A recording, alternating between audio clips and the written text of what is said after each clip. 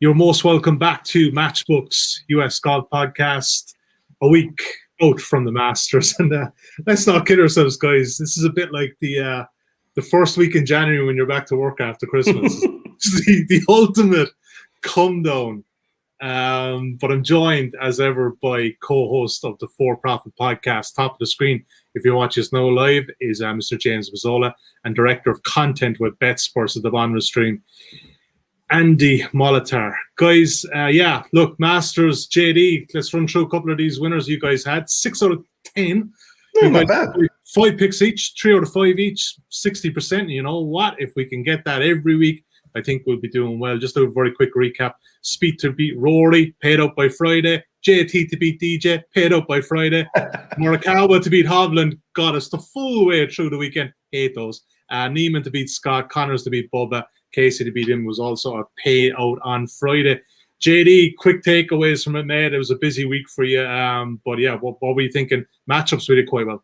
Yeah, matchups were good. Outrights, I kind of whiffed. Really had a lot riding on that on Spieth to try and do something on Sunday, and unfortunately, JT his hopes floated away in the creek on Saturday. So there was a little drama there towards the end. Xander had a chance. I thought, he said he hit it pure. I think he took the wrong angle on that. I think he just made an outright mental mistake there. He's not saying that, but I know how that hole plays. We see that hole every year. That's one thing that makes it Augusta awesome. Would have provided a little drama, but Decky was just too solid striking the ball. So it was a wonderful week. I enjoyed watching it. The coverage was very solid, and another good Masters week. Yeah, Andy, how was it for you? I know you were pretty busy last week. You were telling me you didn't even lock in any round 2 plays. I'm like, is this okay? What's going on there? Well, I did just get busy, and I'm like, shit, man, I have so many props and plays going on. I think I ended up with 10 head-to-heads total, and a lot of them made it through to the weekend. I had a lot of props, but I did get involved in the weekend. I had some good luck there. Same as JT. Most of my outrights just weren't close enough. Honestly, my best outright was Corey Connors at 100-1. He was kind of within striking distance for a bit. It just, Matsuyama, hats off to him. He ran away with it, and I ended up getting some Connors top 20, and I think the biggest drama was probably, I bet, how many balls would land in the water on 12 on Sunday. So I had to start counting balls. What was that? That was what's that? What was the prop on that? What was the over? I had to lay a pretty heavy price. It was over 2.5 balls, and it was minus 200 or what is that? 1.5. Yeah. So I had to lay a heavy price, and I had to start counting balls in the water because we got her home, and the matchups went well. It was fun. Oh, that's a good degenerate bet, actually. Since we get those up in Matchbook, that's a really good degenerate bet. First, before we get into the RBC Heritage, which, by the way, actually has a quite decent field. I think we were all surprised when we sat down yesterday to look at it. We have a brand new sign-up offer at Matchbook. So the last one was up on the 12th of April. And you know what? The 12th of April has come and gone, so we have a brand new sign-up offer. It's pretty much the same offer, but slightly different. You can get 0% commission on all sports for 30 days after signing up at matchbook.com. But you can only get that if you use the bonus code INSIGHTS. And for us listening to us on the podcast, and if you can't understand my Southern Irish drawl, that's INSIGHTS,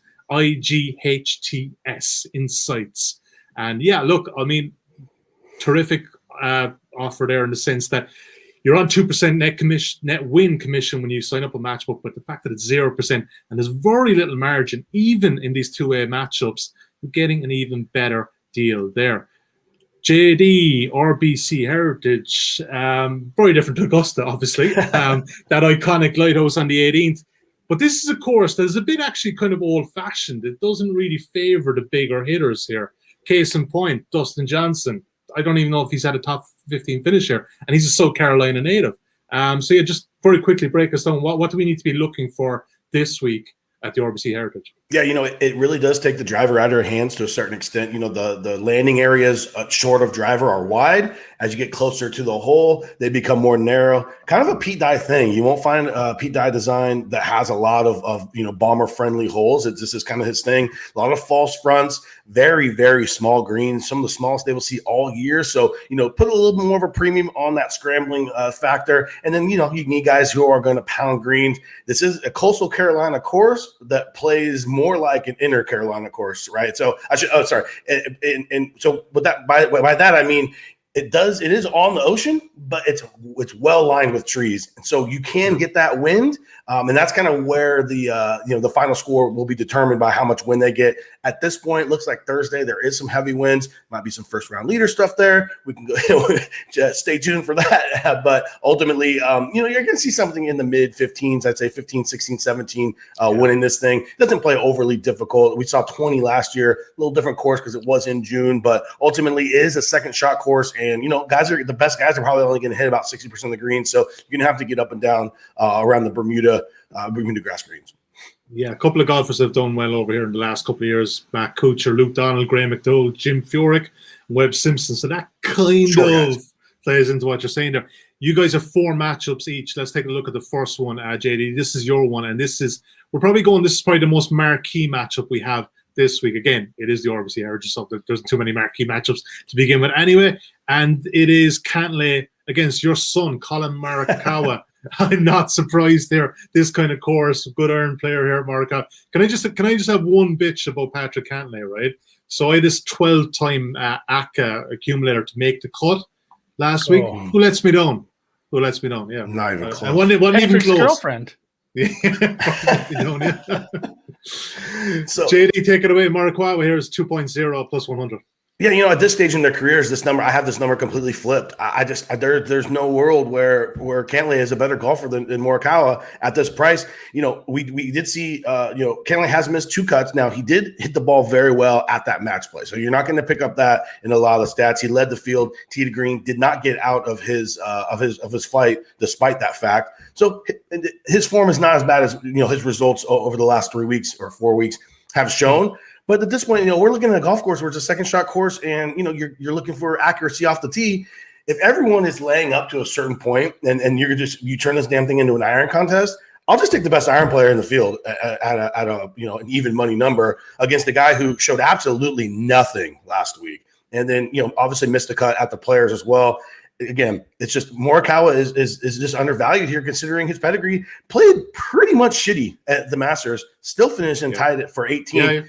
I'm really thinking at this stage of his career, he's just a top 10. He's going to be a top 20 monster because he just hits his iron so well, makes so few mistakes off the tee. Short game can get a little sketchy. Honestly, if he gets his fire with a putter here this week, he can absolutely run away with this golf tournament considering where he's going to have his iron play compared to the rest of the field. So just a completely wrong price. And again, at this stage of the career, I make that completely flipped. I make Morikawa about like 0.91, something like that. So I've been following a bit of the CLV closing line value in the last couple of weeks, and these get hit pretty big on Wednesday. So I'm suggesting if you're playing these on Tuesday, that's probably the time to do it because you guys seem to be winning CLV in a major way in some of these. Andy, on to you. Harris English, Chris Kirk, and you like Chris Kirk here in this one. I think he probably has the kind of game again here to go around. And he obviously has the week off. He's no Augusta. Harris English played 4 days at Augusta. Yeah, I factor a little bit of that. I mean, it's definitely a little bump, but this is another one too where when I look at these prices, so I scrape everything from Matchbook and put it in my spreadsheet, and then I start looking and making my prices. And this was one that popped out, and I expected it to be like a pick'em. And I'm like, I'd take Kirk at a pick'em probably, or I'd look at it. So I was surprised to get a dog price here. I like this. English is a guy, myself, a lot of people I respect, a lot of people I know, we backed him a lot last year. He had a really nice stretch, end of the year, even into the beginning of this season. He won the Tournament of Champions, which is funny because that's a tournament for people who've won the previous year. Obviously, with 2020 being goofy, they added some people to the field. He was a non-champion Tournament of Champions champion. So a little goofy, but it has been tailed off a little here. He finished Friday one above the cut line and then just kind of had an okay weekend. I don't want to say I don't think he really gained on the field in regards to how he played at the Masters. It was a lot of people just blew up over the weekend. A lot of good golfers had some big numbers. He just played okay, ended up tied 21 for at the finish at the Masters. I have him at a huge disadvantage, tee to green here. I'm using a little bit of tee to green, a little bit of approach, like JD talked about. It is a second shot course. They want to talk about taking some of these long drivers and, what are we going to do? Do we have to use different balls or equipment stuff? Make them play these Pete Dye courses every week because it's hard. Like if you hit it 350, like you have a much narrower place to land. And you really do need a good approach game because not only the false fronts, the small green, some of them are like, what would you say, like almost dome shaped to a tee? It's like there's a false front and a false back and then some false sides. Like some of these are really tough to land on. So tee to green approach big here. And I mean, English, he went from gaining almost a full stroke on the field tee to green to losing it now. He's just kind of lost that form. His irons have let him down a little more here. And like I said, I expected this to be closer to a pick 'em. And then Kirk, 3 top 10s this year. And he should be priced similarly. Bit of a blow up at Sawgrass. He had a 79 in the last round. He put, and it was weird. He put up a 65 earlier in the week. He could have top 10 there. He just needed a half decent round. He had a couple doubles, but everything I'm using this week, including, and I hate to do it, but scrambling it around the green to a little bit because even the best iron players are going to miss 30-40% of these greens, and you have to be able to hit some tight lies and get back on them so you're not ending up with a nasty 2-putt. So I like this one quite a bit at a dog price. Yeah, interesting backstory as well with Chris Kirk. He's had some personal issues in the past. He owed the game 2 years ago for a good few months. See a couple of questions coming in, one from Austin Hansen. We're going to just get through the matchups first, but if you are watching this live and you have a question on some of the matchups, please let us know. And if we haven't covered it, I will pick the brain of the guys here. Next one is a pretty interesting one, JD. I think there could be another wrong price favorite here as well, because Kevin Kisner on this course, pretty darn good. He's a dog here, 2.06 plus 106 against Billy Horschel. And he goes well around there, and he was pretty good tee to green at Augusta, but then of all things to let him down, the putter left him down. But is that a bit of an outlier? That's possibly just a one-off.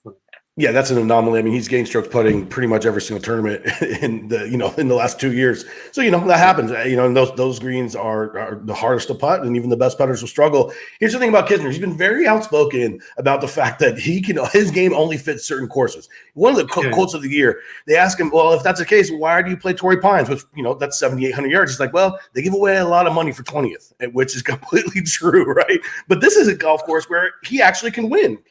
Short off the tee. So well, is he hitting irons? No, but he could still hit his hybrids, his higher woods, be in those same spots because he strikes those pretty well and allow that short game to really shine. Perfect spot for him. He can only compete a couple tournaments a year, and this is absolutely one of them. There's Copperhead, just a couple others on the schedule. And when we look at Billy Horschel, it's just smoke and mirrors to me, man. Like, the guy is just not striking the ball very well whatsoever, and he's just making every putt he looks at. And so I feel like on a golf course like this, when you're striking the balls that poorly, you're going to be putting yourselves in positions off the tee and on approach to where you're going to have no chance to go low, especially if you're not succeeding off the tee, where you have to be in the right spots because they are tree lined. You won't be able to hit onto any portion of the greens or to give yourself a chance at birdie, let alone par. He's scrambling his butt off, and I just don't see that continuing. It's something that's new to him. I mean, he's not one of the best putters on tour, and that's kind of how he's making his hay right now. We saw at the match play where he was just bonkers. I don't think he actually played that well there. I think we're getting a little bit of that price here because he won. I think he kind of lucked out with who he played against and how their play was in that particular match. So again, I'm just looking for a Billy Horschel regression and a golf course where Kevin Kisner can actually win. So he's probably pretty excited to step onto the first tee this week. Yeah, absolutely is. And it's interesting about the putting because Kisner missed 7 putts from inside 12 feet last week. And what did you say about Sunjay Im last week? If this guy's the best putter in the world, and there you go. I'll just lose. Yeah. It turns out he's not. Amazing. Love that. There you go. So next matchup coming up here is Charlie Hoffman, Robert Macintyre. Betting currently at Matchbook in this 2A is Robert Macintyre. He's the dog here, 2.15.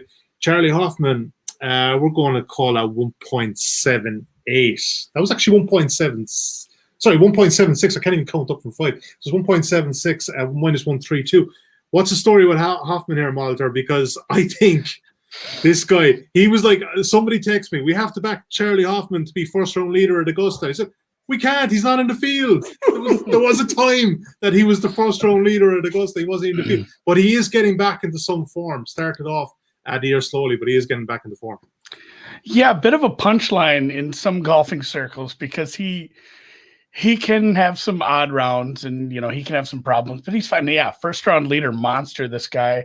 Yeah. And I mean, this was one too. This almost is getting too expensive for me to play, but I like this matchup quite a bit, fading Macintyre here. Macintyre was a guy I bet last week to be top debutant. Obviously, Mr. Zalatoris ruined that in a hurry by playing just, you got to give it to him. He played a great round of golf, but yeah, Hoffman is a guy I back more than a lot of people will. I guess I'm just fearless in taking it. Like if I lose, I lose. I'm just going to trust numbers here. But yeah, I was even surprised at some of the form and some of the numbers I saw in Chuck Hoffman here. And he hasn't missed cut since the Waste Management, which is funny because I don't even think, is that his sponsor anymore? It used to be for sure. I remember him wearing, for sure. I know he signed with Monkey Knife Fight as well or something. He has the Waste Management badge on a lot of his shirts. That's the last tournament he missed cut at 5 top 20s, and probably in that stretch, and he's probably undervalued in the outright market as well here. Like he's a guy who could win this tournament, even if it is, it's top heavy, but once you get past the first 5-10 guys, there's a ton of people who could take this down. So the big narrative going into the Masters was, Jordan Spieth. Oh, Jordan Spieth won the tournament. Now he's going to win everything. It's like, who ran with Jordan Spieth on Sunday? Yeah. It was Charlie Hoffman. He only finished 2 back. Nobody talked about that. Like he shot a 66 too. He finished 2 back. He had a great tournament. He's in really good form right now. And just, it's another one where, Mac's tee to green numbers. I'm going to call him Mac. I don't know if people do that yet, but I'm going to call him Mac. His tee to green numbers were bad at the Players. We're kind of, I don't know, maybe JD can speak to this too. I don't love using course comps, but I'm going to use the Players a little bit. I'm going to use, some of these similar courses, similarly designed courses.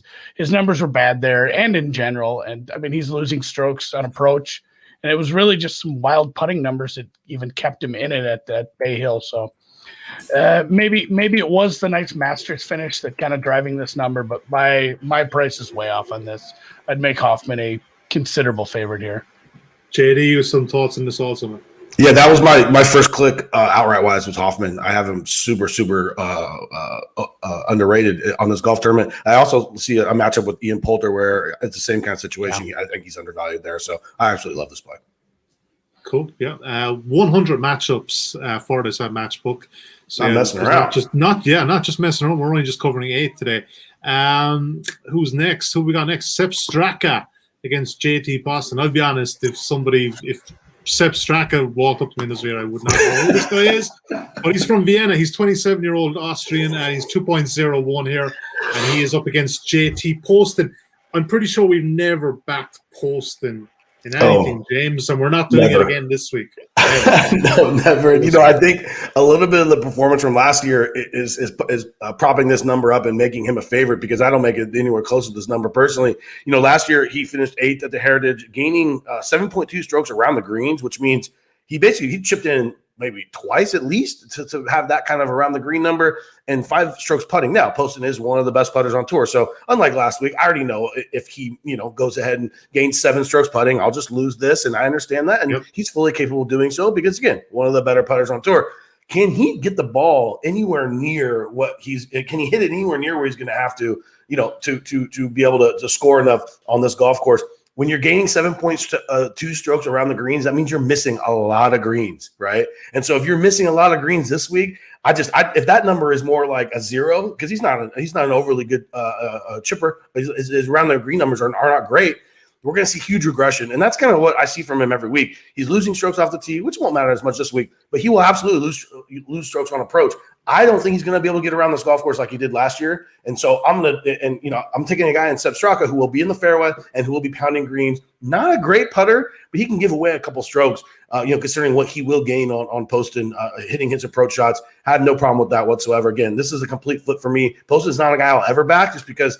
Again, whenever you have to rely on your putter like that, your floor is just capped, man. Your ceiling is just capped. You have to be able to strike the ball especially to be successful on this golf course. I just like Sepp Straka striking a lot better. If he just loses 1 to 0 putting, we'll be totally fine. All right, sounds good. Straka all the way. Andy, Rory Sabbatini, Matthew NeSmith, betting here currently on Matchbook is NeSmith, the South Carolina native, at 1.9, Sabbatini at 1.97. Going to be a few narratives about NeSmith. He's won the junior heritage at this course. He proposed to his wife on this course, so the old romantic that he is. So I think he likes this place, Andy. There's a possibility he may just like it.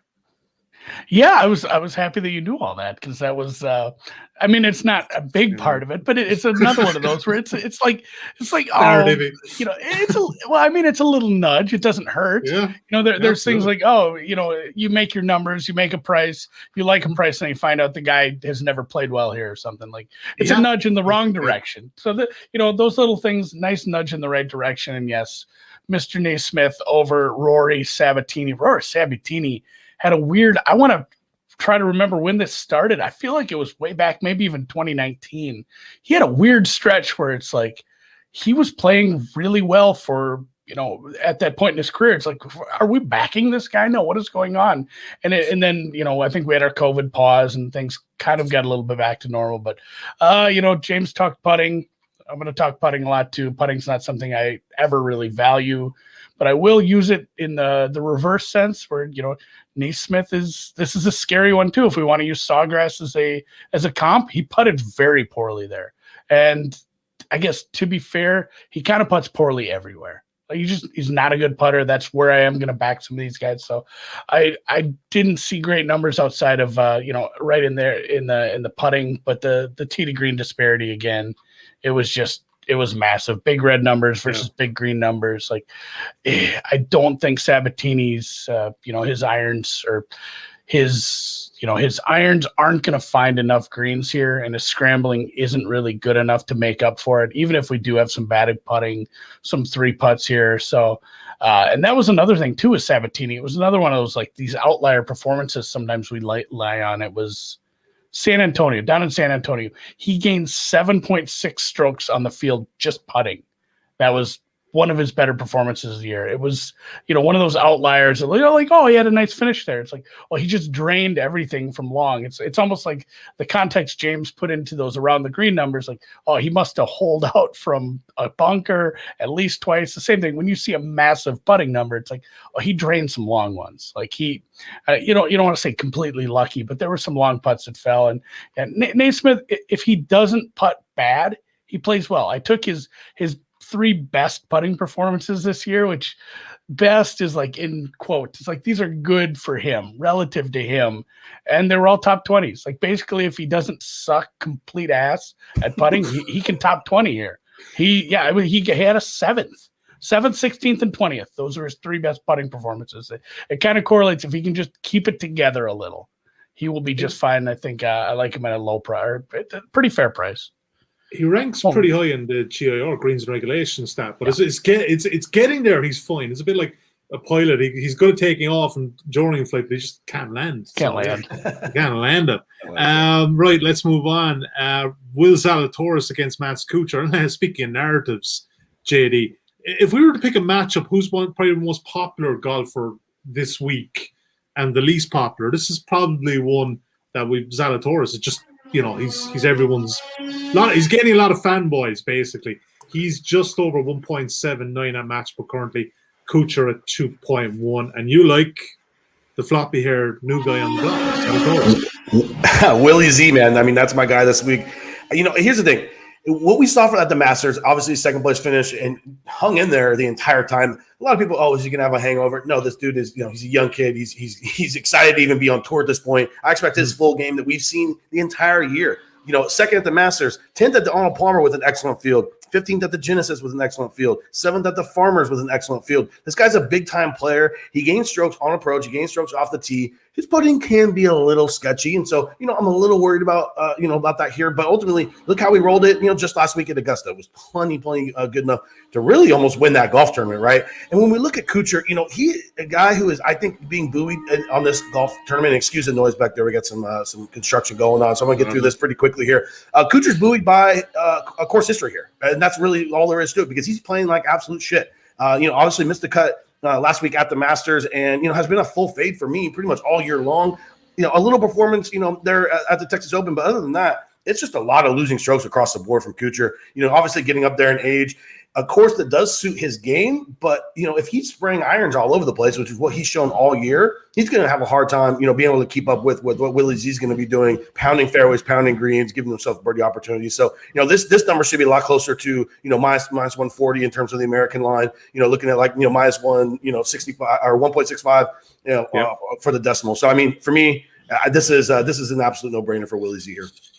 Yeah, it's 1.79 minus 127. And Andy, you know that JD's had a good start to the golf year when he's got guys in working on his house. You just know, and it's only April, like it's nuts. He's already cashing in. I love that. They're putting on that addition after a couple outrights. Yeah, that's absolutely it. He's building an extension on the house. I love that. Andy, last matchup we're going to cover, and we'll get your questions then in a second, guys. Some good ones in. Wyndham Clark against Chase Seiffert even. Just under 1.88, you can back Seiffert, and you like the Floridian in this one. Yeah, I'm still not 1,000% on this. If it's Seiffert or Seifert, I'm going to say both just to cover all bases. Then we can clip whatever part where I say it right after we figure it out. But, there's a few of these guys where I had to dig into this guy a couple weeks ago. I think when maybe JD backed him, and I'm like, I don't really know much about this guy. Late bloomer, apparently, just kind of scuffled on the web.com tour for a long time. Here he is, but I'm not sure. I still haven't figured out if he made a coaching change, an equipment change, a caddy change, or what. But he's played well of late. Like he's playing a lot better. 6 out of the last 8 cuts, grabbing 4 top 20s in that stretch here. And yeah, I mean, just decent results. And to be clear, like what we did with Hoffman, it's not that. This is not an endorsement to take Seiffert as an outright. I don't think he can win this tournament. Like he's not that good. He's just one of those steady Eddie guys. When I'm looking at floor ceiling, like his floor and ceiling are touching. It seems like he's just going to be right in the middle of the pack, making the cut by a stroke or two. And I just can't find anything I like about Wyndham Clark. Like essentially, it's a steady Eddie guy against a guy I just don't like. And also, stats aside, Wyndham Clark has had some issues with his back. He was forced to pull out of Detroit. Was at the Rocket Mortgage Classic last year after dinging it up, and he had some issues at the Genesis with it again, where he goofed it up a little. And I'm not sure if it was early in a practice round or if it was like just before. I think it was before his Saturday round when he was just hitting some balls. He pulled something again, fought through it. But since the Genesis, he's played very badly, as if he were kind of hurt. 4 really bad rounds at Bay Hill and Sawgrass. And then I think, it wasn't as bad, but again, he missed cut at Honda, and that's the last time we've seen him. So it might be an injury fade here, but regardless of even if he is feeling all better, my stats still support this play at this price with the kind of ascension of play by Seiffert and a little bit of lagging numbers by Wyndham Clark. And hopefully, like I never want to say I hope a guy's back hurts, but I hope his back hurts. But feels good enough to go out there, hit a couple shots, and then maybe head back to the clubhouse, grab a sandwich. Seifert, we don't care once he beats Wyndham Clark. Before we get the best bets, couple of questions here. There's not too bad ones. These are good. I'm just going to flash them up on the screen. First one in from Austin Hansen 10 on Twitter. Any thoughts on Munoz minus 120? It's 1.83 over Gim. We backed all Gim a couple of weeks ago, didn't we? Yeah, actually make Gim a favorite here. I'd be flip on that just based on Gim's ball striking has been unreal in 2021. Not a great putter whatsoever. And Munoz hasn't showed a whole lot this year. So I actually make Gim a favorite there. So I'd be oppo on that. The next one in from Jeff Boyardee. Dustin plus 100 versus Webb Simpson seems like a bit of an overreaction. But I always want, this is a great course for Webb Simpson. And DJ goes back to South Carolina. I'm pretty sure he's sponsored by the tournament sponsors as well. A lot of these guys and he's got all that stuff to deal with as well. And you saw what he was like dealing with the Masters, and he couldn't get out of Augusta quick enough after throwing the jacket at Hideki.